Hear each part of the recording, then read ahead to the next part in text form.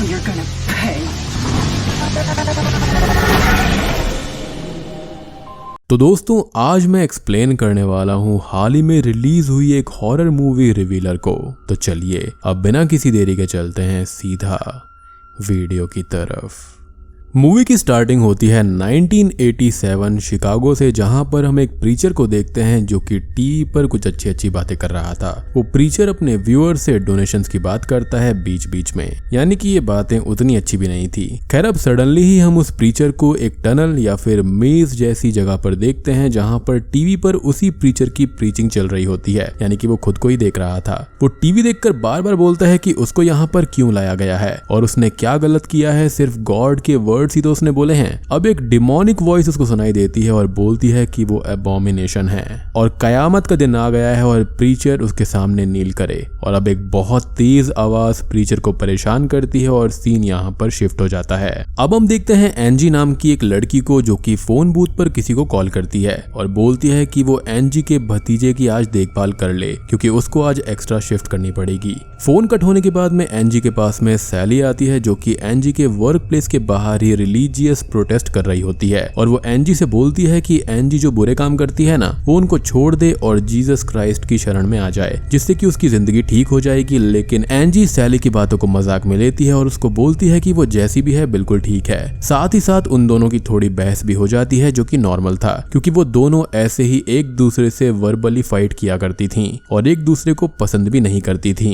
अब एंजी अपने work place पर जाती है जो कि कुछ और नहीं बल्कि एक एडल्ट पीप शो क्लब होता है जिसका नाम रिवीलर होता है, जहां पर वो एडल्ट शो वगैरह किया करती थी। बेसिकली पीप शो दिया करती थी, यानी कि ग्लास कंटेनर में खड़े होकर डांस वगैरह किया करती थी जो कि सेक्सुअली एक्सप्लिसिट हुआ करता था। अब वो अपने मैनेजर रे से थोड़ी बहुत बात करती है, जहां पर वो बताती है कि वो एक्स्ट्रा शिफ्ट करने वाली है और रे बोलता है कि वो अच्छे से काम करे क्योंकि उसका एटीट्यूड कस्टमर्स को पसंद नहीं आता। अब एंजी अपने शो के लिए चली जाती है अपने पीप शो बूथ में और शो को स्टार्ट करती है, जहां पर कुछ लोग शो देखने आते हैं और दूसरी ओर सैली उसी रिवीलर क्लब के बाहर अपने प्रोटेस्ट को कर रही थी। अब कुछ ही देर के बाद में एंजी के पास में कस्टमर्स आना बंद हो जाते हैं और बाहर सैली ये देखती है कि मौसम अचानक से बहुत ही ज्यादा खराब हो गया था, जहां पर आसमान के अंदर रेड लाइटनिंग दिखाई दे रही थी। अब इधर एंजी रे से ये बोलती है कि कोई भी कस्टमर्स वहां पर क्यों नहीं आ रहा, जिस पर रे ध्यान नहीं देता। लेकिन तभी बाहर से प्रोटेस्टर्स क्लब के अंदर आने के लिए डोर को बैंग करने लगते हैं और वो लोग बहुत ही ज्यादा डरे हुए और परेशान लग रहे थे।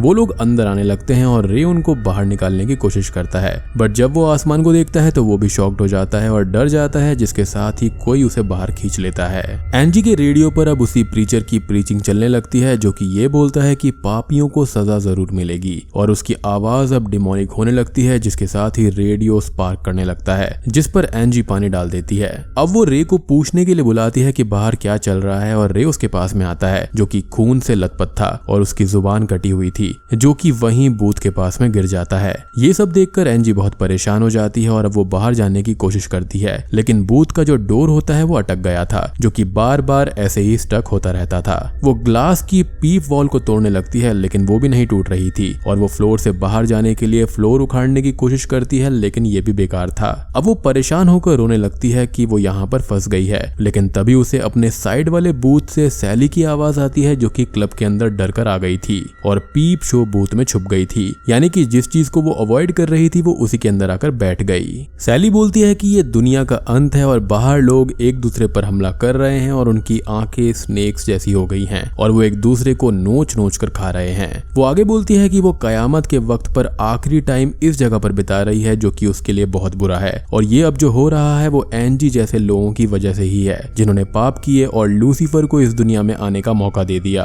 और दुनिया तबाह करने का भी मौका दिया और ये जजमेंट डे है जैसा बाइबल के अंदर लिखा हुआ है। और सैली तो यहाँ पर जीसस क्राइस्ट के पास में जाएगी उसके अच्छे कामों के लिए और वो उसको अपने पास अपनी शरण में बुलाएंगे, लेकिन एंजी यहीं धरती पर नर्क भुगतती रहेगी। एंजी को ये सुनकर काफी गुस्सा आ जाता है और वो सैली पर गुस्सा करती है, जिससे उनकी बहस होने लगती है, यानी कि यहाँ पर एपोकलिप्स हो गया है और तुम आपस में लड़ते रहो। खैर वो ये बोलती है कि उनको यहाँ से निकलना होगा, जिस पर सैली बोलती है कि एंजी अकेली ही जाए, सैली उसके साथ में नहीं है। अब एंजी को यहाँ पर याद आता है कि ये बिल्डिंग एक टनल के ऊपर है और वो लोग टनल से बाहर शहर में कहीं पर भी जा सकते हैं। वो सैली से मदद मांगती है और कहती है कि इससे सैली के अच्छे काम बढ़ जाएंगे जो कि गॉड जरूर देखते हैं। अगर वो उसकी हेल्प करेगी तो इससे बहुत अच्छा होगा और सैली उसकी हेल्प करने के लिए रेडी हो जाती है। अब सैली उसके बूथ में आने लगती है ताकि वो दोनों फ्लोर तोड़कर वहां से टनल में जा पाए, लेकिन एंजी का बूथ जो होता है उसका डोर स्टक था तो सैली अंदर नहीं आ पाती। उन दोनों की फिर से थोड़ी सी बहस हो जाती है जहाँ पर सैली एंजी को उसकी लाइफ के लिए कोस रही थी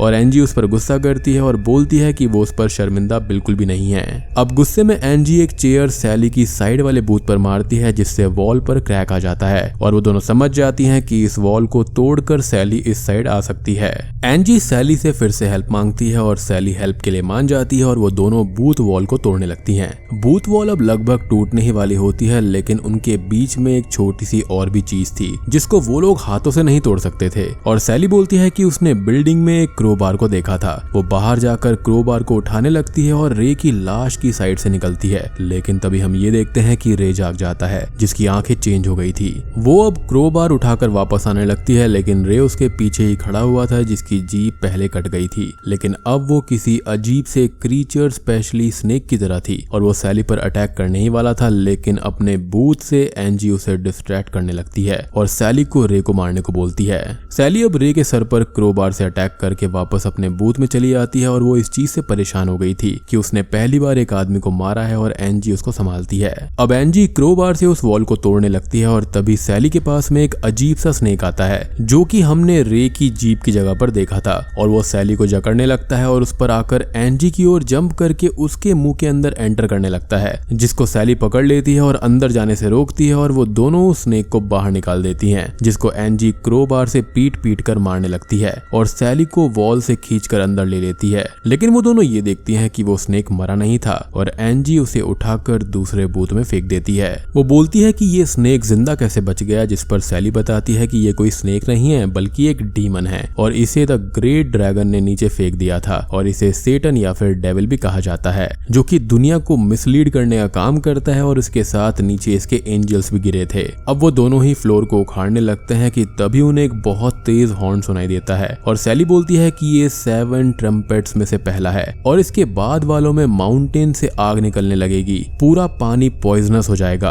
अब वो ये बताते बताते फिर से उसी मूड में चली जाती है और एंजी को खरी खोटी सुनाने लगती है, जिसको हिट करके एंजी होश में लाती है कि ये टाइम ये सब बातें बोलने का नहीं है। अब तभी उस क्लब के अंदर डेविड की आवाज आने लगती है और डेविड कोई और नहीं बल्कि एंजी का भतीजा है। एंजी अब डेविड की आवाज सुनकर परेशान हो जाती है और डेविड की आवाज धीरे धीरे डिमोनिक होने लगती है और अब एंजी को पीप वॉल की दूसरी साइड से एक क्रीचर दिखाई देता है जो कि उससे ये कहता है कि अश्मेदाई के आगे झुक जाओ और सैली डर कर कर्टेन बंद कर देती है। अब दूसरे ट्रम्पेट की आवाज आती है और एंजी उस क्रीचर के बारे में पूछती है, जिसके बारे में सैली बताती है कि यह अश्मेदाई है जिसे जूइश लेजेंड में प्रिंस ऑफ लस्ट कहा गया है और उसके वर्शिपर्स के लिए वो अस्मोडियस द क्रीचर ऑफ जजमेंट है, यानी कि वो ह्यूमंस को जज करता है। अब वो दोनों यहाँ से निकलने के लिए फ्लोर तोड़ने लगती हैं और लकीली वो फ्लोर टूट भी जाता है और बहुत तेज रोर उनको सुनाई देती है जो कि वहां की हर चीज को तोड़ देती है। सैली अब टनल के अंदर चली जाती है, लेकिन एंजी टॉर्च उठाने लगती है कि तभी उसके पास में अस्मोडियस आने लगता है, लेकिन वो टाइम रहते नीचे टनल के अंदर चली जाती है और अस्मोडियस की आवाज उन दोनों को आती है जो कि कयामत के बारे में बोल रहा था।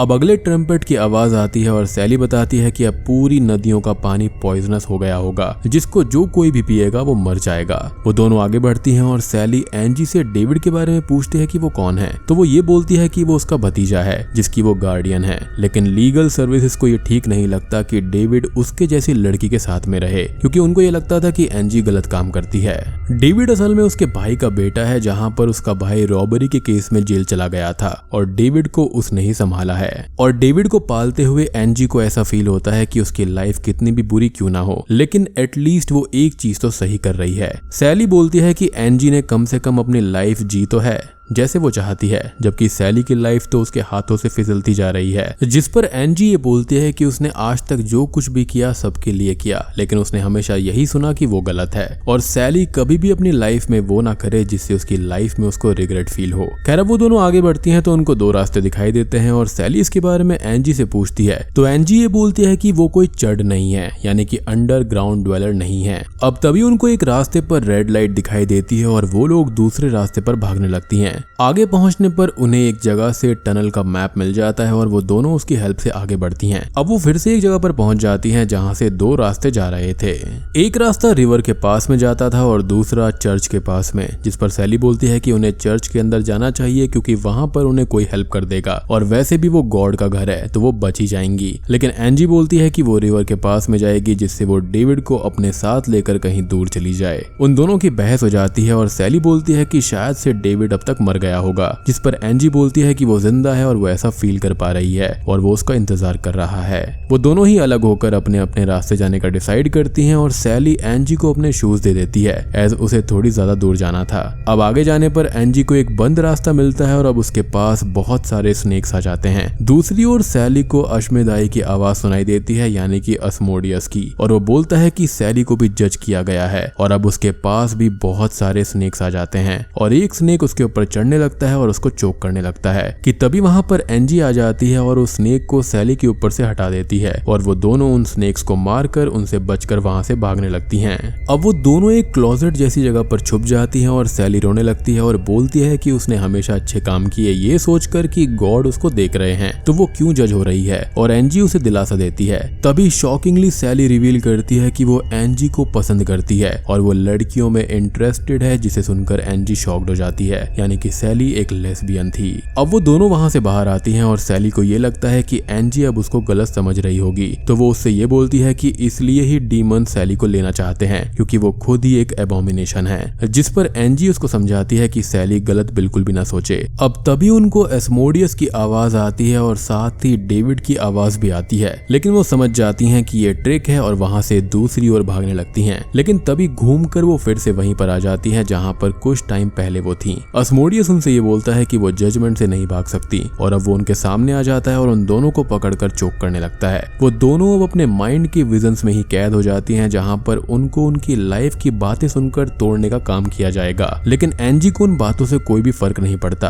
और यहाँ सैली और उसकी बहस की बातें भी सुनाई जा रही थी। लेकिन अब वो सैली को अच्छे से समझ गई थी और वो उसके बारे में अच्छी बातें बोलती है और अपने विजन से बाहर आ जाती है क्योंकि वो विजन उसे तोड़ नहीं सका था, बल्कि उसको हिम्मत ही मिल गई थी। वो अस्मोडियस पर अटैक करती है और वो सैली को छोड़ देता है, जिससे वो होश में आ जाती है और अस्मोडियस एंजी के ऊपर हमला करने आगे बढ़ा ही था, लेकिन सैली एक से उस पर हमला करके उसका सर काट देती है और अब वो दोनों एक दूसरे को संभालती हैं, जहां पर उन दोनों की बॉन्डिंग अच्छी हो गई थी और उनके बीच के डिफरेंसेस भी मिट गए थे। अब वो दोनों टनल के लास्ट गेट को ओपन करके उससे बाहर आ जाती हैं और कुछ ही देर में हम लाइट्स को फ्लिकर होता हुआ देख पाते हैं और एक अजीब सी आवाज हमको सुनाई देती है, जिसके साथ ही हम पूरे शहर का नजारा देख पाते हैं जो कि किसी मेज की तरह हो गया था और सब जगह पर तबाही फैली हुई थी। और